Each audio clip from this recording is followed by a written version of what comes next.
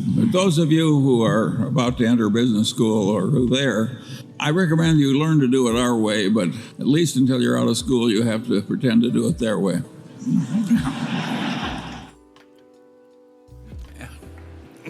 And I also want to report that your vice chairman is getting new social distinction. I've been invited during this gathering to go to a happy hour put on by the Bitcoin people. And I tried to figure out what the Bitcoin people do in their happy hour, and I finally figured it out. They celebrate the life and work of Judas Iscariot. Is your invitation still good? I finally figured out why the teachers of corporate finance often teach a lot of stuff that's wrong. When I had some eye troubles very early in life, I consulted a very famous eye doctor, and I realized that his place of business was doing a totally obsolete cataract operation. They were still cutting with a knife after better procedures had been invented. And I said, why are you in a great medical school performing absolute obsolete operations?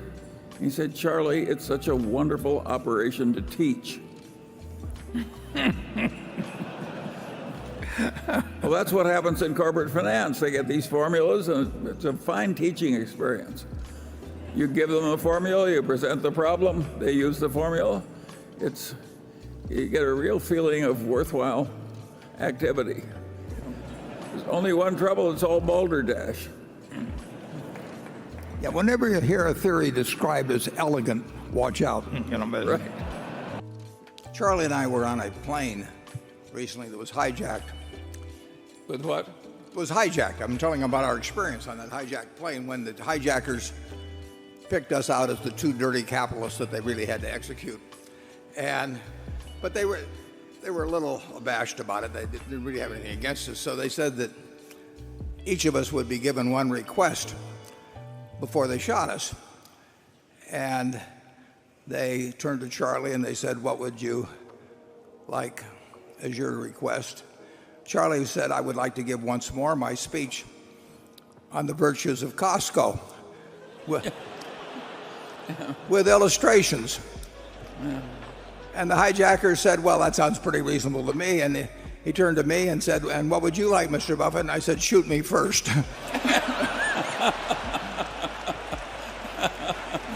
Yeah. Well, Costco, of course, is a business that became the best in the world in its category. And it did it with an extreme meritocracy and an extreme ethical duty, self-imposed, to take all its cost advantages as fast as it could accumulate them and pass them on to the customers. And of course that created ferocious customer loyalty. And it's been a wonderful business to watch. And of course strange things happen when you do that and do that long enough. Costco has one store in Korea that will do over 400 million in sales this year. These are figures that can't exist in retailing, but of course they do. And so that's an example of somebody having the right managerial system, the right personnel selection system, the right ethics, the right diligence, and et cetera, et cetera. That is quite rare. And if once or twice in a lifetime you're associated with such a business, you're a very lucky person. And the more normal business is a business like, say, General Motors, which became the most successful business of its kind in the world and wiped out its common shareholders, last year? That is a very interesting story, and if I were teaching a business school, I would have value line type figures that took people through the entire history of General Motors, and I would try and relate the changes in the graph and in the data to what happened in the business. And to some extent, they faced a really difficult problem. Heavily unionized business combined with great success and very tough competitors who came up from Asia and elsewhere, and to some extent from Europe. And that is a real problem, which of course, to prevent wealth from killing you, your success turning into a disadvantage, is a big problem in business. And so there are all these wonderful lessons in those graphs. And I don't know why people don't do it. The graphs don't even exist that I would use to teach. I can't imagine anybody being dumb enough not to have the kind of graphs I yearn for. But so far as I know, there's no business in the school in the country that's yearning for these graphs.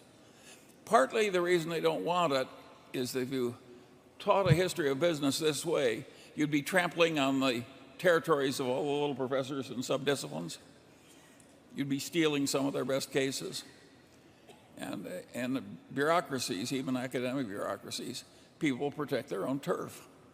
And of course, a lot of that happened in General Motors.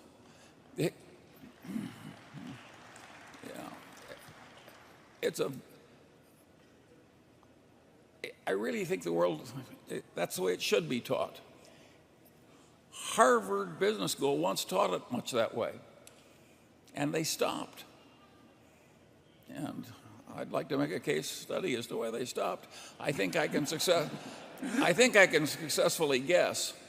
It's a course in history of business trampled on the territory of barons of other disciplines, like the baron of marketing, the baron of finance, the baron of whatever. And listen, IBM is an interesting case. I mean, there's just one after another that are utterly fascinating. And I don't think they're properly taught at all because nobody wants to do the full sweep. Yeah, the one place that I feel we're making a huge mistake is not learning enough from the big mess that came from wretched excess in our financial system. I don't think we throttled the sin and folly out of that aspect of the economy nearly enough. And I think if you look at all the panics and depressions of the United States, they all came from financial collapses, usually preceded by perfectly asinine and greedy behavior. And I think there would be a lot to be said for taking an axe to our financial sector and whittling it down to a more constructive size. Well, tell us more about how you use that axe.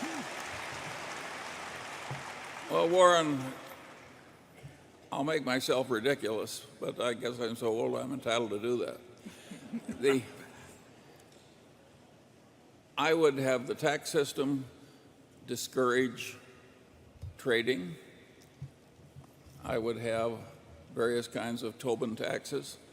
I would have securities trading more with the frequency of real estate than the trading by computer algorithms where one person's computers outwit another person's computers in what amounts to sort of legalized front running. I don't think we need any of that stuff. And I think making heroes out of the people who succeed at it is not good for the fiber of the country either. I hate the idea that 25% of our best engineers are going into the financial sector. So I think it's crazy what we've allowed. And I think the lack of contrition in our financial sector after the disgraceful stuff they got us into is perfectly awesome. It makes Dave Sokol look like a hero.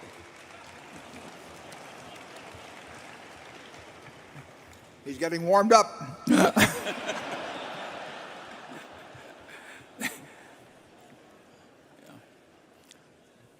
Just as a sidelight, how many of you know that if you trade an S&P future contract, 500 S&P 500 contract, and you hold it for 10 seconds, and you have a profit that 60% of the gain is long-term gain and 40% is short-term gain.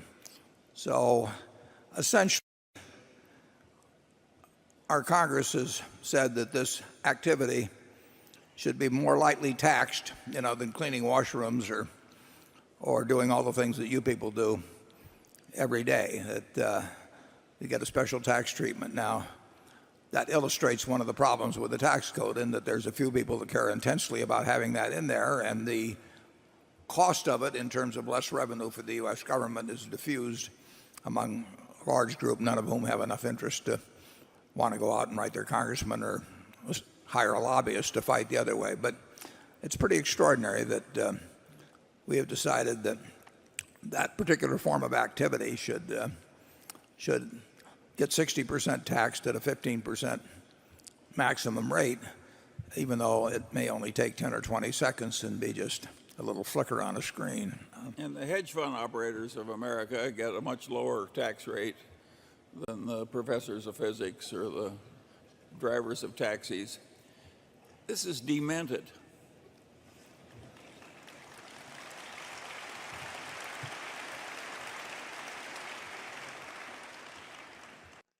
The mistakes that have been most extreme in Berkshire's history are mistakes of omission. They don't show up in our figures. They show up in opportunity costs. In other words, we have opportunities. We almost do it. In retrospect, we can tell that we were very much mistaken not to do it. In terms of the shareholders, those are the ones in our history that have really cost the most. And very few managements do much thinking or talking about opportunity costs. But Warren, we have blown billions and billions and billions. I might as well say it. You're right, right. My question is not about money. It's about friendship. How do you remain friends and business partners for so long? And what advice do you have for young people like me in selecting true friends and future business partners? Thank you. No one. Well, when Charlie and I met in 1959, we were introduced by the Davis family, and they predicted that within 30 minutes we would either not be able to stand each other or we'd get along terrifically. And that was a fairly insightful analysis, actually, by the Davises, because you had two personalities that both had some tendencies toward dominance in certain situations. And but we hit it off. We have disagreed, but we have never had an argument that I can remember at all in 43 years. And yet we both have strong opinions, and they aren't the same strong opinions at times. But the truth is, we've had an enormous amount of fun together. We continue to have an enormous amount of fun. And nothing will change that, basically. It may have worked better because he's in California and I'm in Omaha. I don't know. I'll let Charlie comment on it. Well, that's a wonderful question you've asked, because Warren and I both know some very successful businessmen who have not one true friend on earth, and rightly so. That's true. And that is no way to live a life. And if by asking that question you're asking, how do I get the right friends, you are really onto the right question. And when you get with the right friends, if you've worked hard at becoming the right sort of fellow, I think you'll recognize what you have, and then all you have to do is hang on. Yeah. The real question, is, what do you like in other people? I mean, what do you want from a friend? And if you'll think about it, there's certain qualities that you admire in other people, that you find likable, that you and cause you to want to be around certain people. And then look at those qualities and say to yourself, which of these is it physically or mentally impossible for me to have? And the answer will be none. I mean, it's only reasonable that if certain things attract you to other people, that if you possess those, they will attract other people to you. And secondarily, if you find certain things repulsive in other people, whether they brag or they're dishonest or whatever it may be, if that turns you off, it's going to turn other people off if you possess those qualities. And those are choices. Very few of those things are in your DNA. They are choices, and they are also habits. I mean, if you have habits that attract people early on, you'll have them later on, and if you have habits that repel people, you're not going to cure it when you're 60 or 70. So it is not a complicated equation. And as I remember, Ben Franklin did something like that one time, didn't he? List the qualities he admired and then just set out to acquire them. Absolutely. Yeah. He went at it the way you've gone after acquiring money. They're not mutually exclusive. No. Without Warren Buffett being a learning machine, continuous learning machine, the record would have been absolutely impossible. The same is true at lower walks of life. I constantly see people rise in life who were not the smartest, sometimes not even the most diligent, but they are learning machines. They go to bed every night a little wiser than they were when they got up. And boy, does that habit help, particularly when you have a long run ahead of you.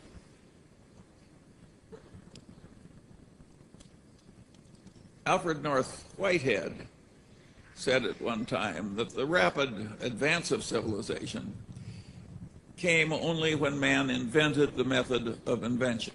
And of course, he was referring to the huge growth in GDP per capita and all the other good things that we now take for granted, which started a few hundred years ago, and when before that all was stasis. And so if civilization can progress only when it invents the method of invention, you can progress only when you learn the method of learning. I was very lucky. I came to law school having learned the method of learning, and nothing has served me better in my long life than continuous learning. People don't seem to get that point. You have any idea why, Charlie? Warren, if people weren't so often wrong, we wouldn't be so rich. No? Yeah, I think you would understand any presentation using the word EBITDA if every time you saw that word, you just substituted the phrase bullshit earnings. Yeah, it's not that much fun to buy a business where you really hope this sucker liquidates before it goes broke. I like cryptocurrencies a lot less than you do. To me, it's just dementia. Professional traders that go into trading cryptocurrencies, it's just disgusting. It's like somebody else is trading turds and you decide I can't be left out. I don't think there are good arguments against my position. I think the people that oppose my position are idiots. and so, no, I'm optimistic about life. If I can be optimistic when I'm nearly dead, surely the rest of you can handle a little inflation. And of course, that's the other advice. The best way to get what you want in life is to deserve what you want. How could it be otherwise? It's not crazy enough so that the world is looking for a lot of undeserving people to reward. A director getting $150,000 a year from a company who needs it is not an independent director. They're looking for chihuahuas and not Great Danes. Yeah. And I hope I'm not insulting any of my friends that are on comp committees. You're insulting the dogs. No. Everybody wants fiscal virtue, but not quite yet. They're like that guy who felt that way about sex. He was willing to give it up, but not quite yet. Well, you don't want to be like the motion picture executive in California, and they said the funeral was so large because everybody wanted to make sure he was dead. It was investment banker-aided fraud. Now, not exactly novel. That does not mean we approve of every buyback at all, though. I mean, we've seen... No. Yeah. I think some people just buy it to keep the stock up, and that, of course, is insane and immoral. But apart from that, it's fine. And yet it's perfectly obvious, at least to me, that to say that derivative accounting in America is a sewer is an insult to sewage. I've listened to so many nonsensical cost of capital discussions that, I've never heard an intelligent one. yeah. Charlie's big on lowering expectations. Absolutely. That's the way I got married. My wife lowered her expectations. Sure, there are a lot of things in life way more important than wealth. All that said, some people do get confused. I play golf with a man, he says, what good is health? You can't buy money with it. Well, there are a whole lot of things I don't think about. And one of them is companies that are losing $2 or $3 billion a year and going public. And the people who invented this crypto crapo, sometimes I call it crypto crapo and sometimes I call it, well, crypto shit. It's just ridiculous that anybody would buy this stuff. It isn't even slightly stupid. It's massively stupid. People And might in want accounting, you can do things like they do in Italy when they have trouble with the mail. You know, it piles up and irritates the postal employees. They just throw away a few carloads, and then everything flows smoothly thereafter. Folks. That happened in some unnamed international country. Yeah, Italy. The general system for money management requires people to pretend that they can do something that they can't do and to pretend to like it when they really don't. I think that's a terrible way to spend your life, but it's very well paid. You are mixing something which is wretched and irrational and has bad consequences with something that has very good consequences. But you know, if you mix raisins with turds, they're still turds.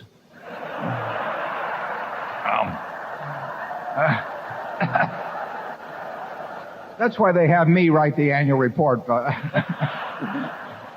I can't give you a formulaic approach because I don't use one. If you want a formula, you should go back to graduate school. They'll give you lots of formulas that won't work. As Samuel Johnson said famously, I can give you an argument, but I can't give you an understanding. It's extraordinary how resistant some people are to learning anything. He The answer volunteered. is no, the board at Lubersol did not breach its duty because we were not going to participate in the transaction if they didn't do it our way. Has anybody else got an easy question? It's not that great a business as a business, casualty insurance. It's a tough game. There are temptations to be stupid in it. It's like banking. But competency is a relative concept. And what a lot of us need, including the one speaking, what I needed to get ahead was to compete against idiots. And luckily, there's a large supply. And I don't like multitasking. I see these people doing three things at once, and I think, God, what a terrible way that is to think. Warren reminds me, once I asked a man who just left a large investment bank, and I said, how does your firm make its money? He said, off the top, off the bottom, off both sides, and in the middle. Well, I would rather throw a viper down my shirt front than hire a compensation consultant. I think I've offended enough people. Right. There's 2 or 3 in the balcony.